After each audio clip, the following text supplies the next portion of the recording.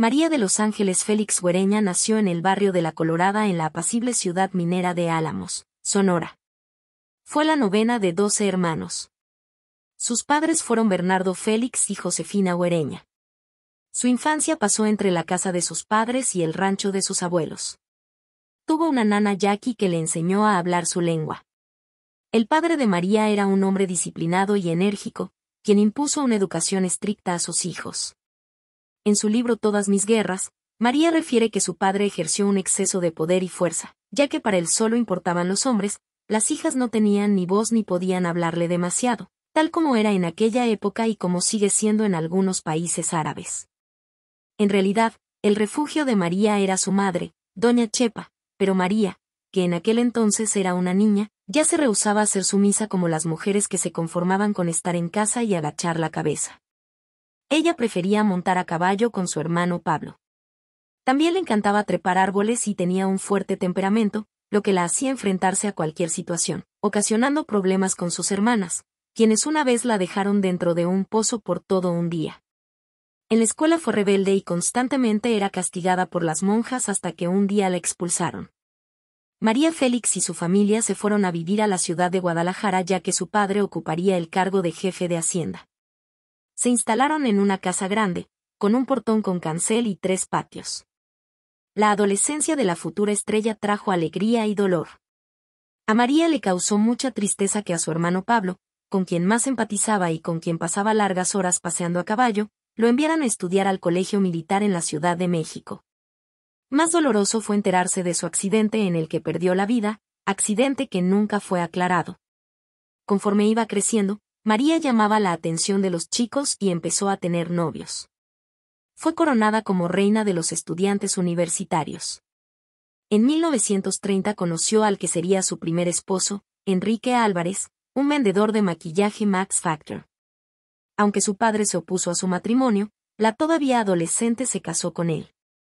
María se casó con Enrique a inicios de 1931 y en abril de 1934 dio a luz a su único hijo. María no pudo con el machismo y las infidelidades de su esposo, divorciándose en 1938. Llegó a Navojoa, Sonora, a la casa de sus padres, pero solo recibió el apoyo de su madre doña Chepa, siendo señalada por una sociedad que veía con muy malos ojos a una mujer divorciada. Prácticamente se vio obligada a salirse de casa de sus padres y viajó junto con su hijo a la Ciudad de México, buscando un futuro mejor. Se instalaron en una casa de asistencia y consiguió trabajo como recepcionista de un cirujano plástico, quien la usaba como gancho para que sus pacientes se animaran a operarse la nariz, el mentón, etc. El padre de Enrique logró dar con el paradero de María y se llevó a su hijo, con el pretexto de unas vacaciones. A pesar de que levantó una orden judicial por secuestro y advirtiéndoles a sus ex-suegros que algún día, ella tendría más poder y obtendría la patria potestad de su hijo. La futura doña caminaba por la calle Palma en el centro histórico de la Ciudad de México y mientras veía a los aparadores, un hombre que rebasaba los 50 años le preguntó si quería hacer cine. María, con su carácter fuerte, primero lo regañó y después aceptó que fuera su mentor y guía. Su descubridor fue el cineasta español Fernando Palacios. Después de varias presentaciones sociales en las que María Félix impactó con su belleza al medio cinematográfico, recibió proposiciones para interpretar pequeños papeles. Su descubridor, Palacios, le aconsejaba que aceptara para irse abriendo camino, pero María no lo hizo, quería un estelar o nada. Tras unas pruebas fotográficas con Gabriel Figueroa, debutó en El Peñón de las Ánimas en 1942, compartiendo créditos con Jorge Negrete. Ambos actores tenían un gran temperamento y durante la grabación hubo algunos inconvenientes que Miguel Zacarías supo sortear para que la antipatía que afloraba entre ellos no se notara en la pantalla. Para 1943, María protagonizó la película Doña Bárbara y aunque ya estaba contratada otra actriz, en una cena en Chapultepec causó tal impresión al escritor y guionista que decidieron cambiarla. Por ese tiempo conoció al músico y compositor Agustín Lara y pronto se convirtieron en la pareja sensación del momento. La canción que le escribió María Bonita fue un éxito instantáneo y para 1945 contrajeron matrimonio. Con la complicidad de Lara y las influencias que María ya tenía en aquel momento, viajaron a Guadalajara para llevarse a su hijo. Ya habían pasado algunos años y Enrique ya no la reconocía, Se portó malcriado y a ella le costó mucho trabajo adaptarlo a su vida, pero la convivencia solo duró un año, ya que la actriz recibió una propuesta para viajar a España y filmar 10 películas, enviando a su hijo Enrique a un internado en Canadá por 12 largos años. El matrimonio de Lara y la actriz terminaría en 1947 por los celos del pianista y el duro carácter de la doña. Después de su divorcio, María conoce al empresario Jorge Pasquel, quien le obsequia regalos y costosas alhajas. Mientras grababa la película Maclovia en Pátzcuaro, Michoacán, el dueño de la Liga Mexicana de Béisbol le enviaba avionetas llenas de flores y chocolates. Pero la doña le pidió que mejor le enviara sacos de maíz, frijol y arroz, los cuales ella repartía en sus descansos. Sin embargo, los celos del magnate no dejaron prosperar la relación. María Félix consiguió fama internacional con las películas Río Escondido, Maclovia y Enamorada. Ya en España, los triunfos de María Félix eran publicitados en los periódicos, así como su romance con el torero Luis Miguel Dominguín, el padre de Miguel Bosé. En 1952, María grabó en Italia la película Mesalina, interpretando a una emperadora romana, convirtiéndose en una de las producciones más caras de la época. De Italia se va a Argentina para filmar La Pasión Desnuda en 1952 junto a Carlos Thompson. María Félix ya tenía el compromiso de matrimonio con Carlos y quedó en que regresaría a Argentina para casarse con él, pero los planes cambiarían. En 1952, Emilio el Indio Fernández le ofrece a María protagonizar la película El Rapto. La actriz aceptó y después de estar varios meses en Argentina, regresa a tierras mexicanas. Jorge Negrete, como secretario general de la ANDA, tenía como deber darles un recibimiento cálido en el aeropuerto a todos los actores que habían trabajado en el extranjero, y así lo hizo. Le envió unas flores. María, sintiéndose halagada, fue a agradecerle personalmente el gesto al charro cantor, y fue ahí cuando comenzó uno de los romances más famosos en la historia del cine mexicano. Cabe destacar que Jorge, hacía poco tiempo, había terminado su relación de 10 años con Gloria Marín. Se dijo mucho que su relación con la doña fue solamente por despecho, ya que su relación con Gloria no había finalizado en buenos términos, como lo habían hecho creer a la prensa de aquel entonces. Después de un corto noviazgo y una conquista que llenó de regalos a María, el 18 de octubre de 1952, el charro y la doña unieron sus vidas en una fiesta muy mexicana en la casa de la actriz en Tlalpan, Ciudad de México. Asistieron más de 500 invitados, entre ellos algunas de las personalidades más importantes de la época, como pintores, actores, directores, escritores y músicos. Fue un evento que hasta el día de hoy se conoce como la boda del siglo. Pero su matrimonio tan solo duraría un año y un mes, ya que Jorge se encontraba enfermo de una falla hepática. El cantante viajó a cumplir varias presentaciones para terminar de pagar el collar de esmeraldas que debía, como regalo de bodas a María, pero no contaba con que la grave enfermedad que lo aquejaba se haría presente lejos de su país. Jorge se encontraba en una pelea de box cuando empezó a sentirse mal y, después de varios días, la hepatitis cobró su vida a finales de 1953 en Los Ángeles, California. María se encontraba filmando La Bella Otero en Francia, teniendo que regresar de urgencia para estar en los últimos momentos al lado de su esposo. Su cuerpo fue trasladado a Ciudad de México. María estuvo acompañada en todo momento por su hijo Enrique y por el pintor Diego Rivera. Los escándalos de María Félix. Rebeca Uribe. A pesar de que María Félix era muy reservada con su vida privada, sus romances y algunos escándalos no pasaban desapercibidos por la prensa de aquella época. Hubo un acontecimiento muy sonado, ya que la doña fue acusada de asesinato en 1949. Su secretaria, Rebeca Uribe, fue encontrada en un motel ubicado en Paseo de la Reforma. Rebeca Uribe era una reconocida escritora y poetisa. Había publicado 3 libros y había sido actriz del teatro experimental. Dado que la carga de trabajo de la doña era demasiada, le propuso a la poetisa que fuera su secretaria, sintiendo que Rebeca era la más indicada, pues según en su libro tenía la cultura e inteligencia necesarias. Sin embargo, con el tiempo se fueron haciendo mucho más cercanas, pasaban mucho tiempo juntas, ya que Rebeca acompañaba a la famosa actriz a todos los eventos públicos a los que era requerida. Las especulaciones no se hicieron esperar. Era notorio que las preferencias de Rebeca Uribe eran diferentes y la prensa dejó correr el rumor de que ellas ya tenían una relación más allá del trabajo. Se dice que Rebeca empezó a presionar a María para que lo hicieran público, pero la doña, bajo ninguna circunstancia, permitiría que su reputación y su carrera se vinieran abajo por una aventura más. En aquel momento, los trabajadores del motel dieron testimonio de que Rebeca había llegado acompañada de una mujer muy alta y con abrigo de pieles, muy elegante. Además, encontraron una foto de la doña en una de las bolsas de ropa de la poetisa. La prensa empezó a señalar que María Félix tenía una relación amorosa con Rebeca y que era ella la acompañante de esa mañana de agosto. La doña se encontraba muy molesta por todas las especulaciones, rumores y chismes que habían surgido en torno al caso. Además, refirió que su hijo Enrique estaba muy asustado.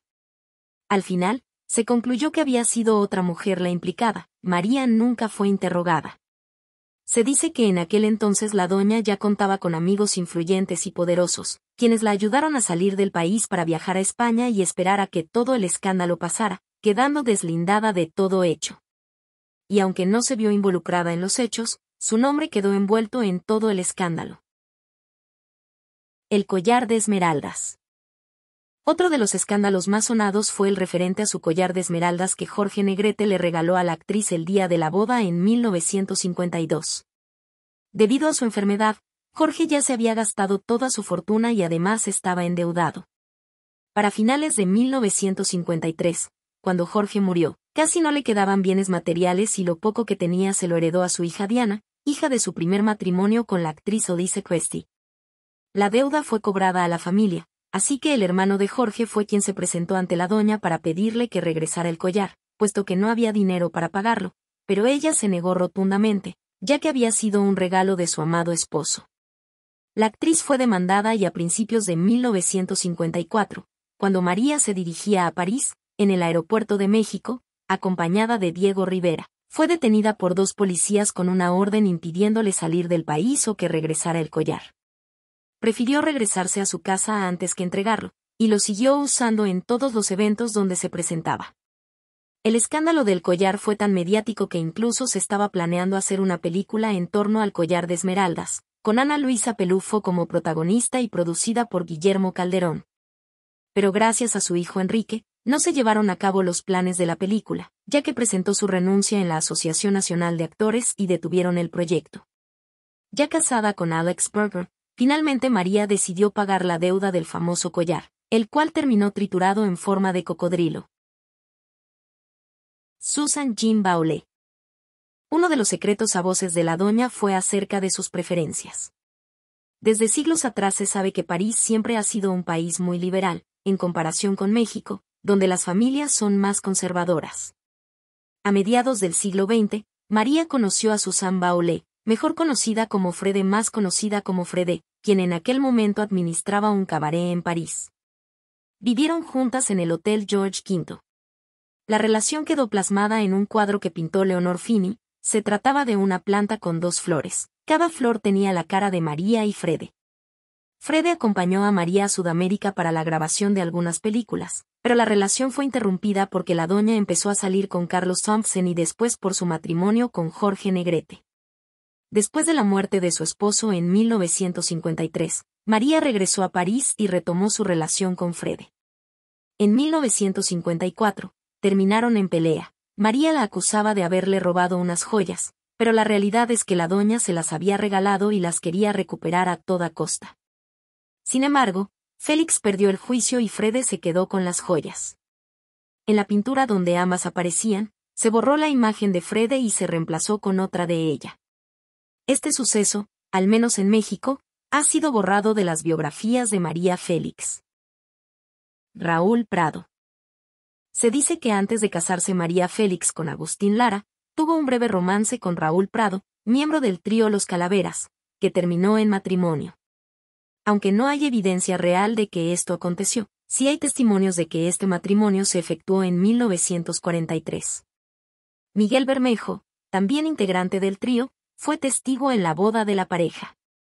Se dice que tan solo duraron 2 meses casados, ya que la carrera artística de María apenas estaba despegando y empezaba a conocer gente del espectáculo, como Agustín Lara, quien le envió a su casa un piano de cola como regalo. Estaba tan emocionada que Raúl Prado la echó de su casa y todo terminó en divorcio. El éxito de la película Tizoc.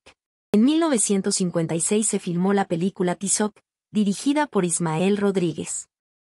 La película trata de un indígena que vive en la sierra de Oaxaca y de una mujer que llega de la ciudad con la arrogancia a flor de piel, pero Tizoc logra ablandar con su sencillez su corazón duro y orgulloso. Al conocer el argumento, María Félix inicialmente le dijo que no a Ismael Rodríguez. María Félix, una de las actrices más icónicas de la época de oro del cine mexicano, era conocida por su fuerte personalidad y su estatus de diva. Se ha especulado mucho sobre las razones por las que no quería filmar la película junto a Pedro Infante. Algunas de las razones más comentadas por personas cercanas a la producción de la película fueron que María Félix y Pedro Infante tenían estilos de actuación y personalidades muy diferentes.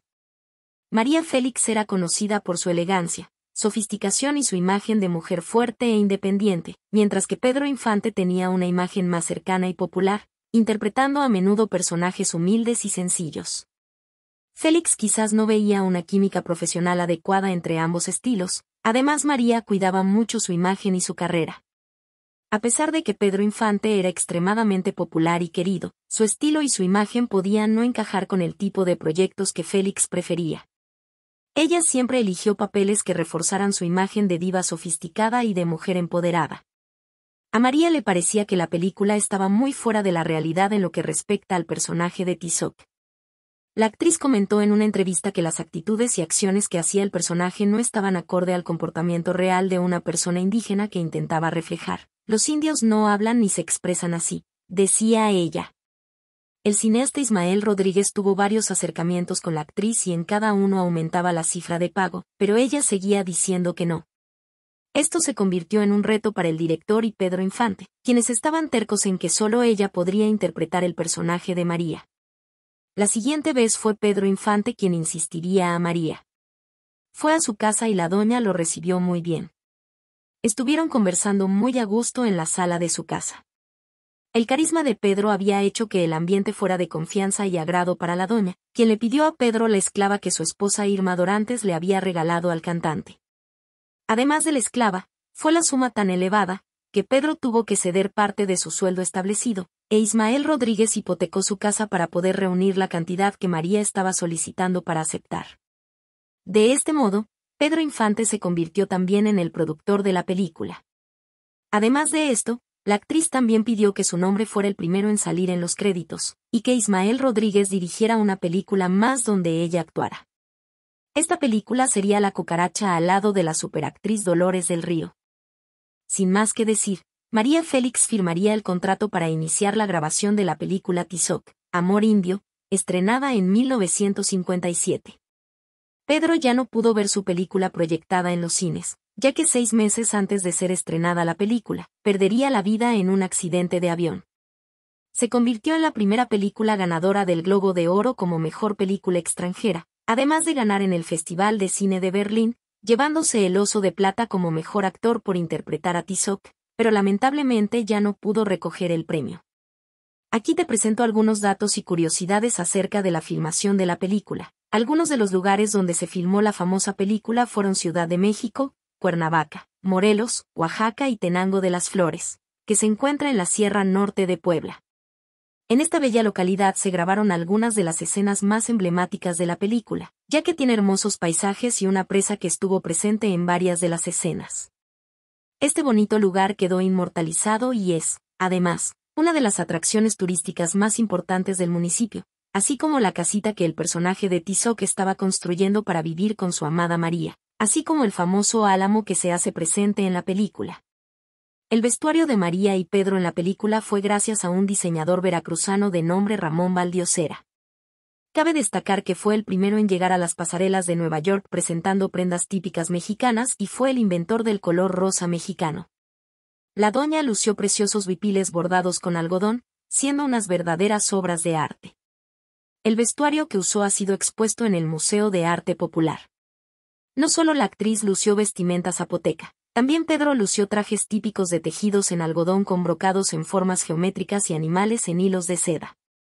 Una de las anécdotas más recordadas fue que mientras la película estaba siendo grabada en Cuernavaca, Morelos, Pedro llevó a su esposa Irma Dorantes y a su pequeña hija de apenas 1 año, Irma Infante.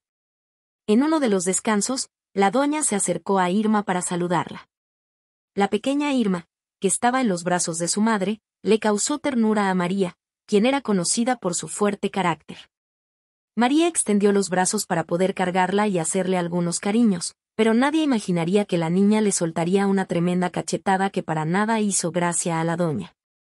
Irma Dorantes ya se esperaba lo peor, que por lo menos le devolviera la cachetada o la soltara al piso, pero no fue así. María le regresó muy molesta a la niña a su madre y se retiró a seguir trabajando. Conociendo el carácter y temperamento de la actriz, la joven esposa de Pedro Infante estaba temerosa de que por este pequeño incidente, María ya no quisiera seguir filmando la película. Pero por fortuna, las grabaciones continuaron y además, María confesaría tiempo después que fue muy grato trabajar al lado de Pedro y aunque no se hicieron grandes amigos por las diferentes personalidades que ambos poseían, hubo cordialidad y se trataron con respeto. Incluso Pedro le regaló una de sus guitarras. En aquel momento, ambos actores ya tenían una trayectoria. María, de 42 años, ya había filmado películas exitosas tanto en México como en Europa y Argentina. En un verano de 1955 se reencuentra con Alex Berger, a quien ya había conocido cuando aún era esposa de Agustín Lara en la embajada francesa en 1946. A finales de 1956, María y Alex se casaron. Gracias a su esposo, María desarrolló habilidades de la aristocracia francesa, tuvo amistades como Salvador Dalí y Pablo Picasso, entre otros, refinó su gusto y colección por las joyas y objetos de arte antiguos. También se vuelve empresaria, adquiriendo con la ayuda de su esposo una cuadra de 87 caballos pura sangre, con los cuales gana mucho dinero en competencias, además de fama internacional.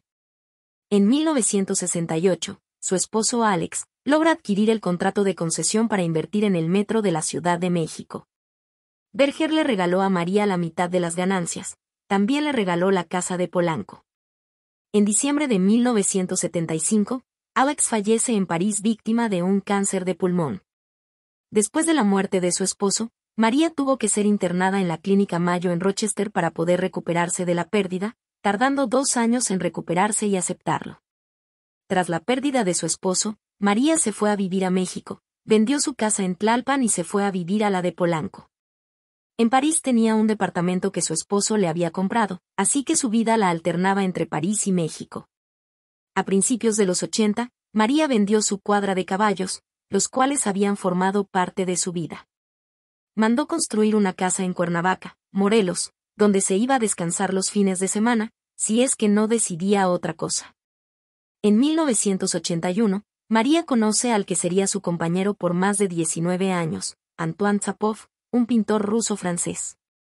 Se dice que tenían una relación, pero en realidad fueron amigos. Ella no quería estar sola y a él le agradaba mucho su presencia y personalidad. Además, se dice que Antoine tenía diferentes preferencias, era 30 años más joven que la diva. A él le gustaba mucho pintar indígenas y a María le pareció buena idea traérselo a México, y así iniciaron una campaña a favor de los derechos de los indígenas mexicanos. Se presentaron en varios programas de televisión. Fue él quien se encargó de la decoración de la Casa de las Tortugas en Cuernavaca. Nunca se casaron porque solo fueron grandes amigos. Antoine fue un gran apoyo para María el día que murió su hijo Enrique en 1996, a los 62 años. Fue un golpe muy duro para la actriz y, aunque en el medio se sabía que en apariencia se llevaban bien, la realidad es que no era así. Tenían muchas discusiones y chocaban la mayoría del tiempo. Además, se dice que nunca le perdonó que tuviera diferentes preferencias. María, de 82 años, tuvo que sacar el valor para ver partir a su único hijo. Su amigo Ernesto Alonso y el expresidente Miguel Alemán la apoyaron con los trámites legales. El 8 de abril del 2002, justo el día de su cumpleaños, se da la noticia de que María Félix, de 88 años de edad, amaneció sin vida debido a un infarto. Una de las actrices más populares de la época de oro del cine mexicano. Su secretario personal refirió que María no se había quejado de algún malestar y que hizo sus actividades igual que siempre. Recibió un homenaje luctuoso en el Palacio de Bellas Artes, donde asistieron amigos y grandes personalidades que convivieron y admiraron a la doña. Sin embargo, María no descansaría en paz. Después de algunos meses de haber sido enterrada en el Panteón Francés de la Ciudad de México, sus restos fueron exhumados por petición de algunos familiares, entre ellos su hermano, Benjamín Félix. Todo esto para corroborar que no hubiera algún tipo de sustancia que haya provocado su fallecimiento. Además, la polémica al confirmar que todos sus bienes se los había dejado a su chofer y secretario personal, Luis Martínez de Anda, quien la acompañó los últimos 10 años de vida, convirtiéndose en su amigo y confidente. Al enterarse de que era el heredero universal de la doña, Luis Martínez se fue de México para no ser acosado por la prensa. Hay muchos enigmas que quizás nunca se aclaren, pero lo que sí es un hecho es la presencia de una gran personalidad, querida por muchos y por otros no tanto, que con su inteligencia y elegancia nos representó a los mexicanos en Europa y que también en aquellas tierras lejanas es todavía recordada. Gracias por llegar hasta aquí, no olvides suscribirte y darle like al video. También déjame tus comentarios.